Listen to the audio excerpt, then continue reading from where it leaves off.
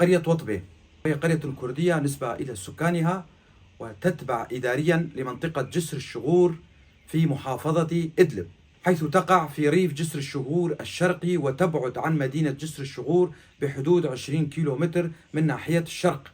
يبلغ عدد بيوتها بحدود 100 بيت، وعدد سكانها بحدود 500 شخص، كلهم كرد باستثناء عائلة واحدة فقط ليست من الكرد، وهم من قبيلة شيخان الكردية. أهل القرية لا يتكلمون اللغة الكردية، ولكنهم يقرون بأصلهم الكردي ويفتخرون بكرديتهم. يعملون بالزراعة وبتربية المواشي، ومنهم أصحاب الشهادات أيضا. وصلتني هذه المعلومات من أحد أبناء القرية وأنا ألقيها بصوتي. أنا علي عبد الله كولو، محام من منطقة درباسية.